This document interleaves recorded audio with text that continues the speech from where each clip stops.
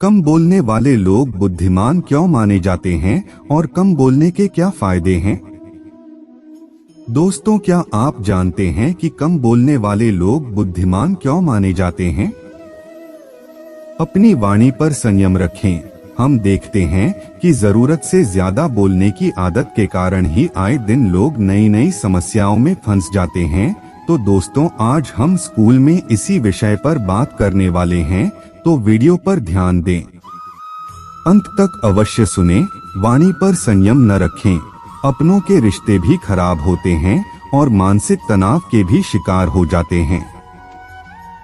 शास्त्रों में बलशाली पुरुषों का उल्लेख वीर पुरुष को कहा गया है, जिसकी वाणी में भूख होती है लेकिन नियंत्रण होता है। जो लोग इन चीजों पर नियंत्रण कर सकते हैं उन्हें धीर पुरुष कहा जाता है। और शास्त्रों के अनुसार सबसे खुश और समस्याओं से दूर रहने वाले लोग भीड़भाड़ वाले पुरुष होते हैं।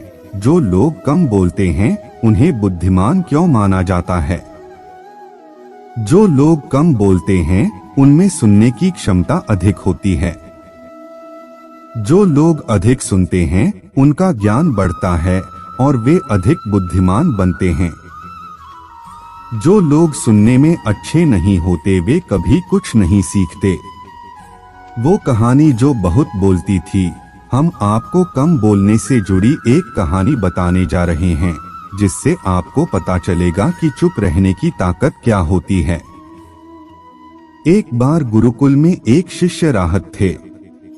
वह हमेशा दूसरों की आलोचना करने के लिए स्वतंत्र थे और खुद को सबसे श्रेष्ठ साबित करने की कोशिश करते थे। कोई नहीं कहता था कि उसके पास इतना पैसा है कि कुछ न करने पर भी वह सारी जिंदगी सुख से जी सकता है, लेकिन फिर भी वह इतना बड़ा त्यागी है कि सब कुछ छोड़कर आश्रम में रह रहा है। सामाजिक रूप से समृद्ध गुरुकुल में वह शिष्य कोई और नहीं, सदैव दूसरों को प्रकाश दिखाने का प्रयास करता रहता था। उनके अनुसार वह सबसे महान था। एक दिन गुरुजी ने सभी शिष्यों को अपने पास बुलाया, जिनमें वह शिष्य भी शामिल था। जो लोग अपने आप को योग्य समझते हैं उन्हें अपनी माँ से एक संकल्प लेना चाहिए और पूरे वर्ष उस संकल्प को पूरा करना चाहिए। गुरुजी ने कहा कि जिसने भी संकल्प लिया है वह जा सकता है। सभी तो वहां से चले गए, लेकिन वह शिष्य जिसे वे सबसे बुद्धिमान मानना चाहते थे वह वहीं रुक गया। तभी गुरुजी ने कहा, क्या तुमने कोई संकल्प नहीं लिया है जिसे अभी कायम रखो? कृपया मुझे बताएं कि मुझे कौन सा संकल्प लेना चाहिए। गुरुजी ने कहा कि मेरे द्वारा बताया गया संकल्प बहुत कठिन होगा, इसलिए अपने अनुसार संकल्प लो और उसे पूरे साल भर पूरा करो। और उन्होंने कहा कि यह कोई छोटा संकल्प नहीं है। तब गुरुजी ने उससे 1 वर्ष तक मौन रहने का संकल्प लेने को कहा। शिष्य ने कहा कि यह तो बहुत छोटा संकल्प है। तब गुरुजी ने कहा कि पहले इस संकल्प का पालन करो, उसके बाद एक बड़े संकल्प से तुम्हारा संकल्प हो जाएगा। करेंगे संगीत। वह अपने जीवन में कभी इतने चुप नहीं रहे। जब भी कोई शिष्य कुछ अच्छा करता था तो उस शिष्य को खुद को सर्वश्रेष्ठ साबित करने के लिए कुछ न कुछ कहना पड़ता था, लेकिन अब वह कुछ नहीं कहते थे। उसे परेशानी हो रही थी और इसलिए उसकी बेचैनी 3 महीने तक बढ़ने वाली थी। इसलिए उसने किसी तरह खेला, लेकिन उसके बाद वह गुरुजी के पास गया और कहा कि अब मैं चुप नहीं रह सकता, मैं यह संकल्प तोड़ रहा हूँ। उसने यह सब गुरुजी को लिखा एक पर्ची पर। यह पढ़कर गुरुजी खूब हंसे और उन्होंने कहा कि तुम तो स्वयं को सर्वश्रेष्ठ कहते थे, तो अब ऐसा क्या हो गया कि यह संकल्प भी तुमसे पूरा नहीं हो पा रहा है? शिष्य ने यश को बरकरार रखने के लिए 1 साल तक इसी तरह चुप रहने का फैसला किया।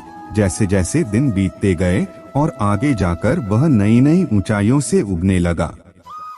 उनके चेहरे पर एक अजीब सा तेज देखा जा सकता था और वह मानसिक रूप से बिल्कुल शांत थे। उसे मौन का महत्व समझ में आ गया था। एक अजीब सा ठहराव और गहरा असर नजर आ रहा था।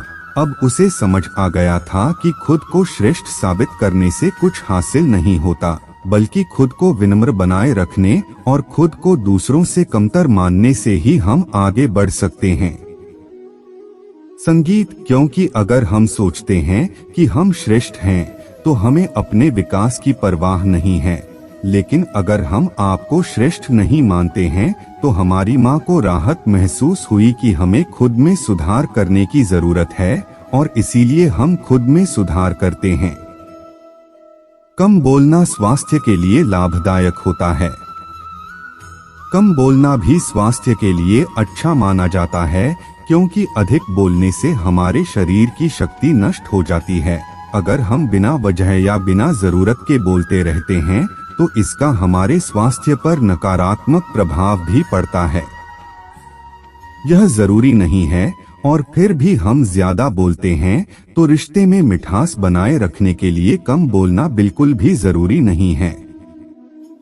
इसके अलावा जो लोग कम बोलते हैं वे अपने रिश्तों में भी अच्छे होते हैं, क्योंकि ज्यादा बोलने से कभी कभी रिश्ते खराब हो सकते हैं। मेरे अंदर भी दरारें हैं।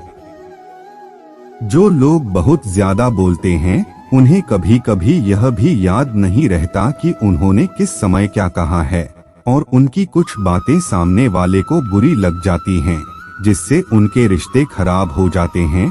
लेकिन बुद्धिमान लोग इसके विपरीत होते हैं। जो लोग ज्यादा नहीं बोलते या पढ़कर ही बोलते हैं उन्हें यह याद रखने में राहत मिलती है कि उन्होंने किस समय क्या कहा था, क्योंकि वे बेवजह नहीं बोलते।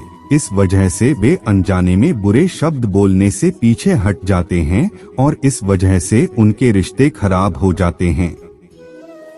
मुझ में भी मिठास बनी रहती है। जो लोग कम बोलते हैं वो बेवजह के झगड़ों से पीछे हट जाते हैं।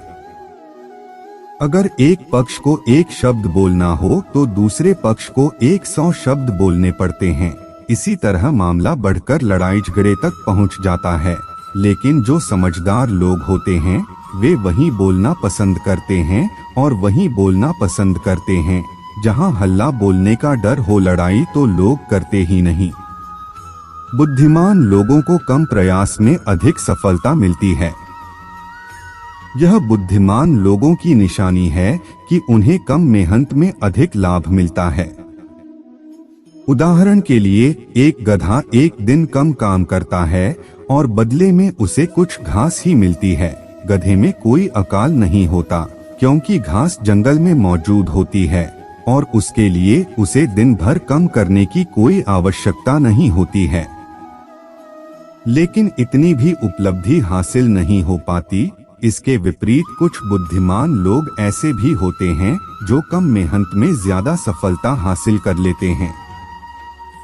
ऐसे लोगों की खास बात यह होती है कि वे कम बोलकर अपना सब कुछ बना लेते हैं, जबकि कम बुद्धिमान लोगों को अपना काम निकालने के लिए बहुत कुछ कहना पड़ता है।